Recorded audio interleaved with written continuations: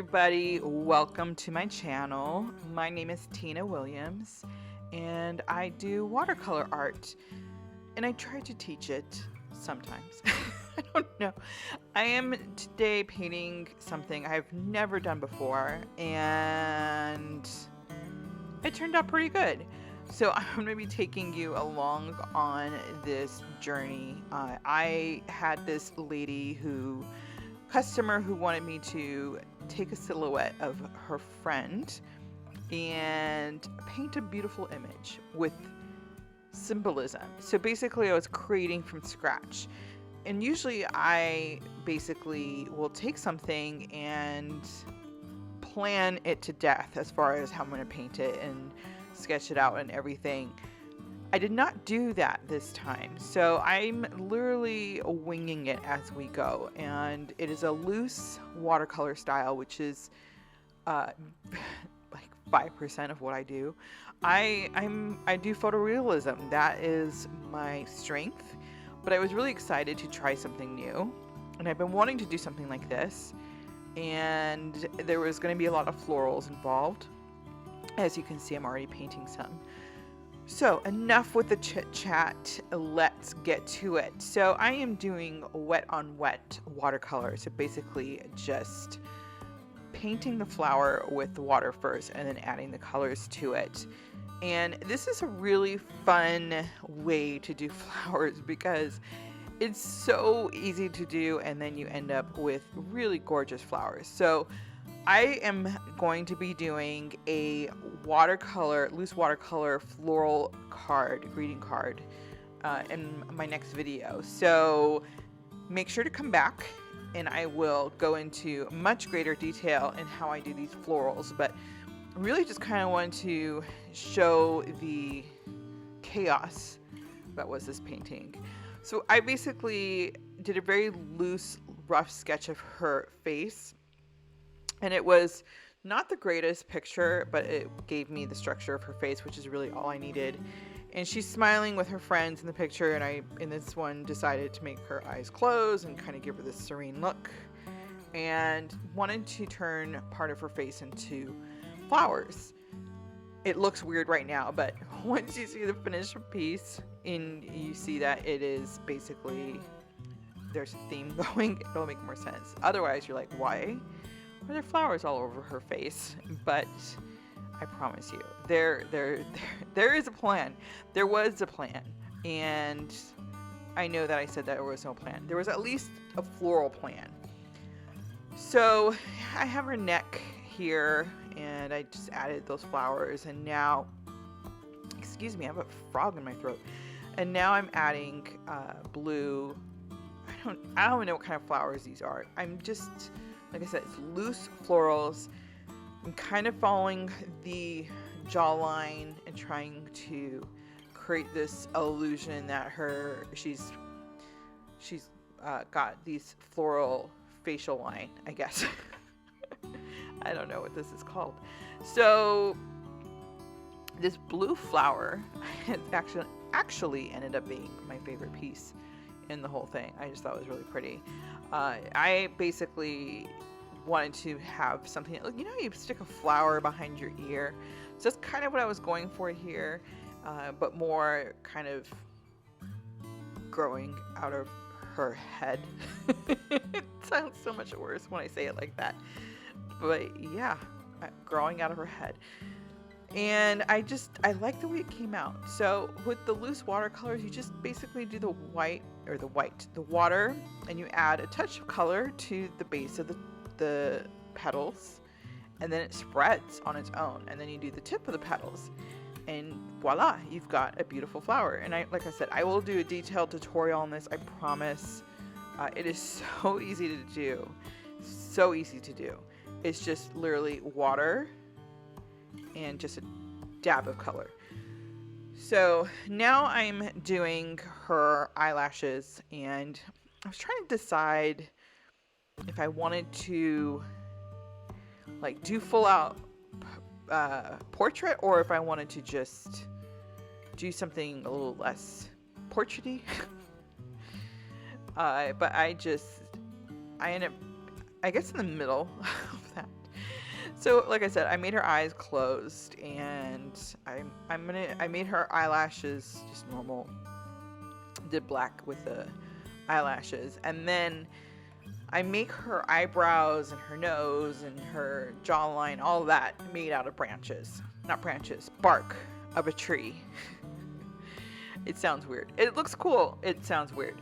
And so, like I said, she's got this theme going. So now I'm just adding this bark. And when I was doing it, I was a little terrified. And I kept saying, I'm going to have to redo this whole thing because I don't think this is going to look right. But I wanted to really try it. And I thought it looked really good. I was like, this is not going to look like bark. It's the jaw outline. But it did. I just went with the base color. And then after it dried, I added like the grooves and the little knots in the wood and stuff. So you could really tell that it was bark. And it worked. Somehow it worked. It's like I said, I was just kind of winging it as I went along, and I did that with the eyebrows and stuff too, and I think it turned out pretty well. I was really happy with it, and hopefully she is. My customer really liked it, so that's all that matters. I did add some more flowers. This took me like an hour and a half to do, maybe even it was like an hour and a half to 2 hours, and I would say 50% of that was me just staring at it, trying to figure out what my next move was going to be. And so I didn't think you guys wanted to see me just staring at my paper.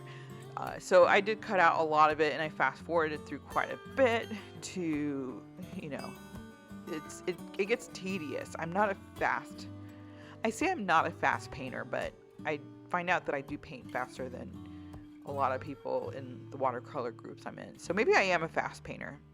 Not fast enough for you to watch on YouTube, though. It's like waiting for paint to dry. So now I'm making her hair made out of vines.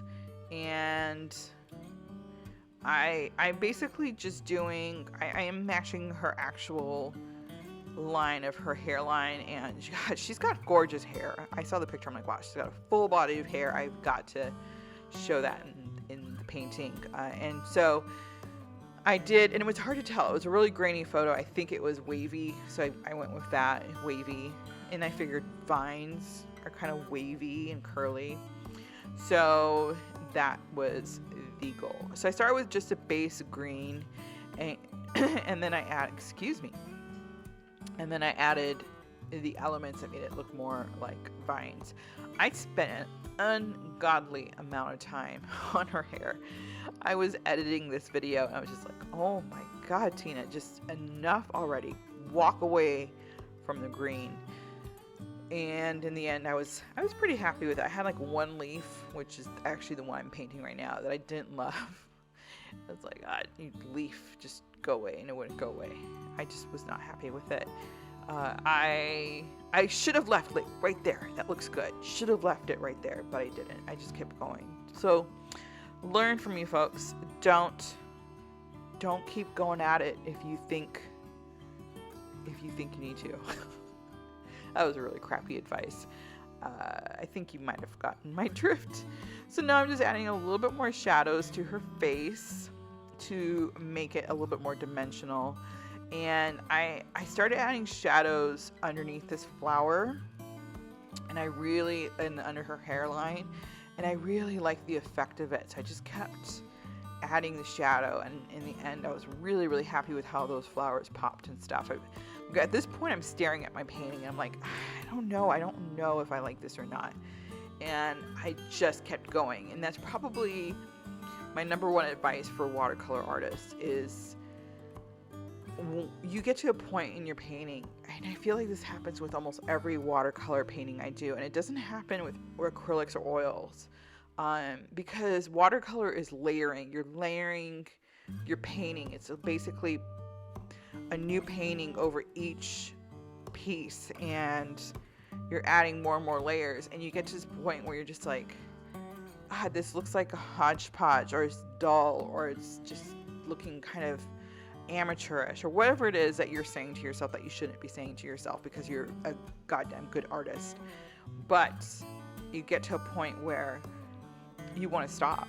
And that's kind of where I was. And I just kept adding these shadows. And I'm like, it's just not, it looks so amateur to me. And I'm like, I cannot turn this into my customer.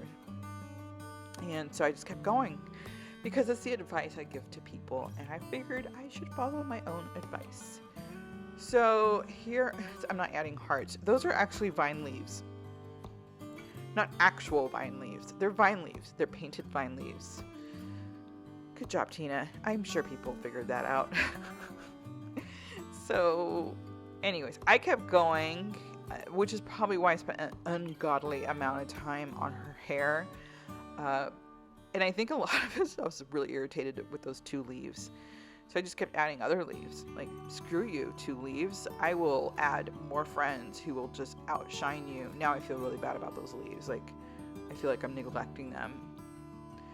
So I kept adding shadows, and this is one of the things that I did too, which is another good trick, is when you think you're done, take a picture of your painting and send it to yourself, either in a text or Facebook or whatever. And for some reason, seeing your painting in that perspective makes you see what's missing. And for me, I did that with this, and I realized, and I realized, and I'll post a picture of the finished piece at the very end because I did fix it after the video, and I had to add a lot more flowers and what's the word? Shadow. Good grief, to her neck, just to make those flowers pop like the ones in her hairline did. And I did that afterwards. So I'll post a picture of the completed piece at the very end, of course. And it's also in the thumbnail. Not that you can really see the painting in the thumbnail, but it's there. So that's a little trick. Send a picture of it to yourself. You see it differently. I don't know why. You just do. I did. Maybe you don't. Maybe I do. maybe it's a me thing. So I did add I'm adding some shadow. I'm just trying to make her face look a little bit more dimensional. And I just kept adding shadowing. And I'm like, you know what? This is really helping me. I think it's making it pop. And I was really happy. I'm becoming happy with where the painting is going at this point. It was a new experience. I am not used to loose watercolors. I admire artists that are very good at the loose watercolor technique, and I'm definitely stretching my wings and working on it, but I can now see why it's satisfying, because you go through it and you're like, I really don't know what I'm doing. Maybe they don't. I do. I said I don't know what I'm doing because I didn't know what I was doing. And adding that hairline behind her neck, I think, just really made it complete. And I think that it was just a really cool experience. So I definitely want to keep going with the loose watercolors. I don't know why I said it like that. And can you see how her flowers are popping now? It's just starting to look a little bit more dimensional. And it just really starts to come together. And I just kept adding, like I said, I just kept adding. And I've deleted so much of me adding the shadows, and it's still quite a bit. So I get to a point, this is one of the rules I break. And I say rules. I also am that person that will say there are no rules in art, because there aren't. There aren't rules in art. Unless you're in a competition, in which case there's rules. They lay out the rules. Artists, some of the most profound, is that the word I'm looking for? Famous? Whatever. You get what I'm saying. Artists in the world, in history, broke the rules, broke the mold. So when I see people in these Facebook groups or whatever group saying, no, you're not supposed to use white watercolor or black watercolor, it makes me mad. I'm like, stop telling these people who are excited about this new experience with watercolors that they can't do this. Anyways, I'm going to stop with my banter. Anyways, I mean, my whole point was I used black. That was my really long way of saying I used some black paint in the shadows, which I did. So this is the almost completed picture. I'll show the completed picture here in a second. But hopefully this helped inspire you to try something new. If not, no worries. If you thought this added value and you think others might like it, please hit the subscribe button. I would greatly appreciate it. It just helps pop those videos up for me. Have a wonderful evening.